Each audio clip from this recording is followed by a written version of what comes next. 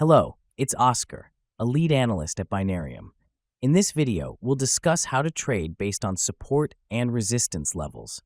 We'll break down how to identify these levels on the chart and find entry points into the market.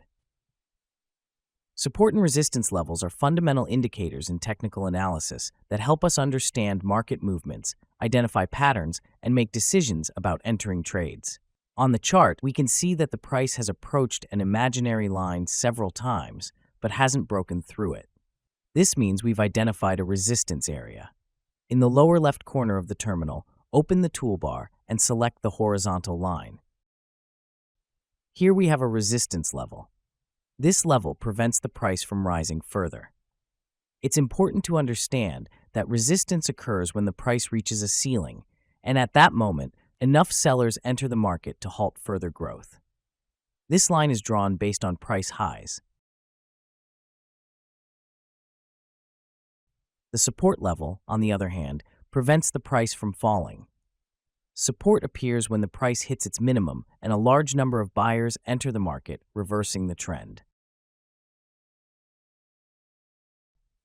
To mark a support level, we look for price lows on the chart and draw a line through them. Now, in this example, I'll make an upward option trade since the price is continuing to move between the identified support and resistance levels. Here, we can predict the chart's behavior. It's clear that the price is about to bounce off reliable support and move toward the resistance line with renewed momentum. This is a good signal for opening a buy trade. Another key concept to pay attention to when studying trading strategies based on levels is the notion of a breakout. A breakout of a support or resistance level occurs when the price surpasses a set value and consolidates either below or above it. Consolidation means the price stays on the other side of the level for an extended period. This consolidation confirms the breakout's success. Keep in mind, a breakout significantly changes the market situation. If a resistance level is broken, it turns into support for the price, and a broken support level becomes resistance. You'll often observe a phenomenon called a false breakout. A false breakout happens when, after consolidating above the resistance level or below the support level, the price chart reverses. This indicates that the market lacks enough buyers or sellers at the moment to sustain the breakout's direction. Sometimes this is referred to as a trap for buyers when it comes to resistance, or a trap for sellers when it comes to support. In simpler terms, a breakout can be considered false if the price briefly breaches the support or resistance level, but then bounces back and moves in the opposite direction. Usually, a false breakout consists of no more than 2 to 4 candles.